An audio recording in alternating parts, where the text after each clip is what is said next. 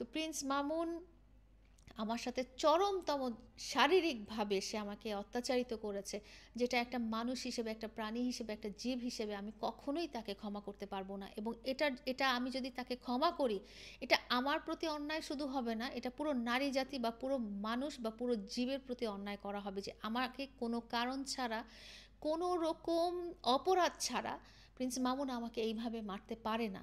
এবং এইভাবে মারার কারণে কিন্তু আমি একটা অভিযোগ দায়ের করেছি, এবং সেই অভিযোগটা সত্যতা প্রমাণ পাওয়ার পরে কিন্তু মামলাটা হয়ে গেছে। এবং মামলাটা আমি তাকে কেন ছাড়ব?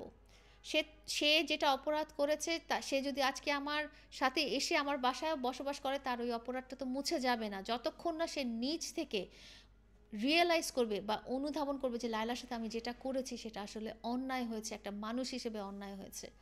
এবং আরেকটা মামলা যেটা ছিল, যে 4 বছর আমার সাথে একসাথে, আমার কাছ থেকে সমস্ত সুযোগ সুবিধা দিয়ে নেওয়ার পরে, আমার সাথে একসাথে থাকার পরে যখন 4 বছর পরে সে যখন সম্পর্কটা অস্বীকার করে, এটা একটা মানুষ হিসেবে এটা কেমন বিচার?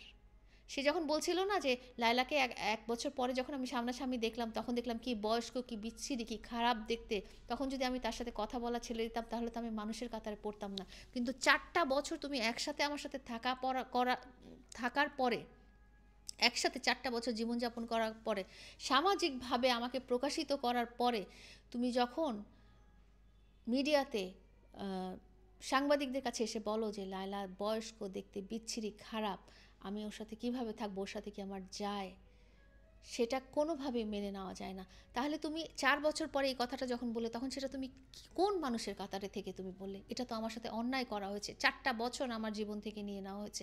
এই 4টা বছরে আমি কত রকম কষ্ট সহ্য করেছি, আমার নিঃশ্বাস বন্ধ হয়ে যেত তার দাবি দাওয়া মেনে নিতে নিতে, তার বিকৃত রুচি, তার বিকৃত চাহিদা, তার পরিবারের চাহিদা, তার পরিবারের সকল মানুষের চাহিদা, সবাইকে সুখী রাখতে পারার কত কষ্টের চেষ্টা আমার এখনও মনে পড়লে আমার নিঃশ্বাস বন্ধ হয়ে যায়।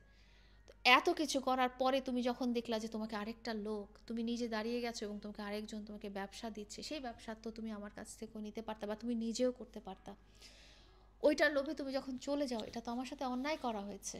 এবং এই অন্যায়টাও যদি আমি মেনে নেই, তাহলে সবাই, সামাজিক যোগাযোগ মাধ্যমে সবাই বা সমাজে সবাই এটা মেনে নেবে যে একটা মেয়ের সাথে এভাবে অন্যায় করেও আমরা সুন্দর মতো চলে যেতে পারি, এই জন্য কোনো আইন নাই দেশে। তো আপনি কিভাবে আপনি বলতে পারেন যে আমি মামলা দিয়েছি এবং মামলা আমি ছাড়ছি না? মামলা যদি দেওয়া থাকে এবং সে যদি তার নিজের ভুল বুঝতে পারে, সে যদি ক্ষমা চাওয়ার মতো হয়, সে আমার কাছে ব্যক্তিগতভাবে, কোনো ক্যামেরার সামনে না, ব্যক্তিগতভাবে এসে বলতে পারতো যে লায়লা সরি, আমি তোমার সাথে আসলে অন্যায় করেছি। সেই কথাটা তো সে কোনো দিন আজ পর্যন্ত একদিনও বলেনি। আপনারা কি মনে হয় যে আপনার বোনের সাথে, আপনার মেয়ের সাথে যদি কোনো ছেলে এই ধরনের অন্যায় করার পরে সে যদি বুক ফুলিয়ে গর্ব করে বলে যে না, কেন আমার নামে মামলা দেওয়া হয়েছে, আমার নামে কেন হয়রানি করা হয়েছে, তুমিও অন্যায় করবে, সেটা কোনো অন্যায় না? সেটার বিচার চাইতে গেলে সেটা হয়রানি হয়ে যাবে। এটা তো আপনি আপনার বোনের ক্ষেত্রেও সহ্য করতে পারবেন না, আপনার মেয়ের ক্ষেত্রেও সহ্য করতে পারবেন, তাহলে আমার ক্ষেত্রে কেন আপনারা সহ্য করবেন? এবং আমার ক্ষেত্রে কেন বলবেন যে তুমি মামলা দিয়ে ওকে হয়রানি করছো? আমি মামলা দিয়ে কেন হয়রানি করব? সে আমার প্রতি এই অন্যায়গুলো কেন করেছে? এবং এই অন্যায়গুলো করার জন্য সে বা তার পরিবার বা তার মা কেউ অনুতপ্ত না, কখনোই অনুতপ্ত না, কখনোই বলেনি, কখনোই তারা কৃতজ্ঞতা স্বীকার করেনি, তারা এতটাই অকৃতজ্ঞ। তো এটা এটা আমি ছাড়বো না, একটা মানুষ হিসেবে আমি ছাড়বো না, যতক্ষণ না প্রিন্স মামুন নিজে রিয়েলাইজ করতে পারে যে সে আমার সাথে অন্যায় করেছে। 2টা মামলার ক্ষেত্রে সে যখন রিয়েলাইজ করতে পারবে, সে নিজে এসে মন থেকে এসে সে বলতে পারবে যে না, আমি অন্যায় করেছি, আমার অন্যায় হয়েছে, আমি মাফ চাই, আমি তখনই মামলা তুলে নিব। কারণ তাকে আসলে কারাগারে দিয়ে বা তাকে কঠিন মারধর করে আমার আসলে কোনো উপকার নাই। হ্যাঁ, কিন্তু তাকে সোশ্যালি এই মেসেজটা দিতে হবে যে সে যেটা করেছে সেটা অন্যায়, সেটা ভুল ছিল, সেটা আমার সাথে অন্যায় করেছে, আমার সাথে অবিচার করা হয়েছে। আমি প্রিন্স মামুন আমার আমার সাথে যেরকম অন্যায় করেছে, এটা আমি মরে গেলেও ক্ষমা করবো না, আমি কবরে যেয়েও ক্ষমা করবো না, আমি পরকালে আমি আল্লাহর কাছে বিচার দাবি করবো যে আমার সাথে এই ধরনের, আমি ওকে কখনো একটা সুতা পরিমাণ কষ্ট দিই না, একটা তুলার টোকাও তার গায়ে লাগতে দিই নাই। সেখানে সে যখন রাস্তাঘাটে বের হয়েছে, লোকজন মারতে আসতো, আমি ওর সামনে দাঁড়িয়ে থেকে বলতাম যে তোমরা ওর গায়ে কিছু করার আগে আমার উপর দিয়ে যেতে হবে। এরকম অবস্থানেও যখন আমি গিয়েছি, সেই মানুষটা যখন শুধুমাত্র আমার সাথে প্রতারণাই করে গেল, তো তখন আমি সেটা বললাম যে, "আমি আল্লাহর উপর তো অবশ্যই ছেড়ে দিয়েছি। দুনিয়াতে আমি বিচার পাই না পাই, আমি পরকালের জন্য আমি আল্লাহর কাছে দাবি রাখবো যে একটা মানুষ হিসেবে আমি আল্লাহর কাছে দাবি রাখবো। আমি কবরে গেলেও আমি মাফ করব না। আমি মরে গেলেও আমি কোনোদিন প্রিন্স মামুনকে মাফ করব না।"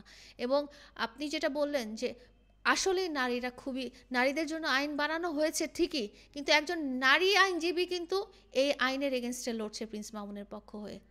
একজন নারী হয়ে উনি কিন্তু এই আমার প্রতি যে অন্যায় করা হয়েছে সেটার এগেনস্টে কিন্তু উনি লড়ছেন। উনি যদিও জানেন সব সত্যি এবং এই ঘটনা আজকে ওনার সাথেও ঘটতে পারতো, এই ঘটনা ইন ফিউচারে ওনার সাথেও ঘটতে পারবে। তো বিচার আদালতে যেটা করবে সেটাই আমি মেনে নিব। সেটার ব্যাপারে আমার কিছু বলার নাই, কারণ আদালত তো আমার কথা অনুযায়ী চলবে না বা প্রশাসন আমার কথা অনুযায়ী চলবে না, তারা তাদের বিচার কার্য তাদের মতোই চালাবেন।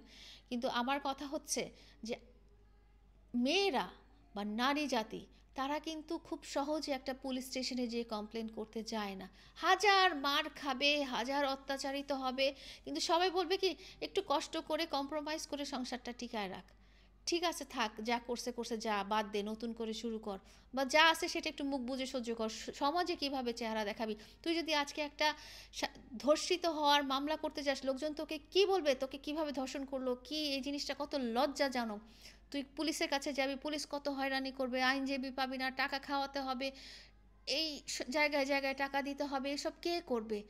এই সামাজিকভাবে যে এই অবস্থানটা নারীদের জন্য ক্রিয়েট করা হয়েছে, আমি তাদের জন্য বলতে চাই, তাদের জন্য এক্সাম্পল হয়ে দাঁড়াতে চাই যে প্রিন্স মামুনের মতো যত ক্ষমতাশালী লোকই হোক না কেন, অন্যায় অন্যায় এবং অন্যায় কোনো নারীর সাথে করা হলে সেটার প্রতিবাদ করা উচিত। যদি প্রতিবাদ আপনারা না করেন তাহলে এভাবে বারবার ভিকটিম হবেন, বারবার অত্যাচারিত হবেন, সামাজিকভাবে বারবার হেয় হবেন।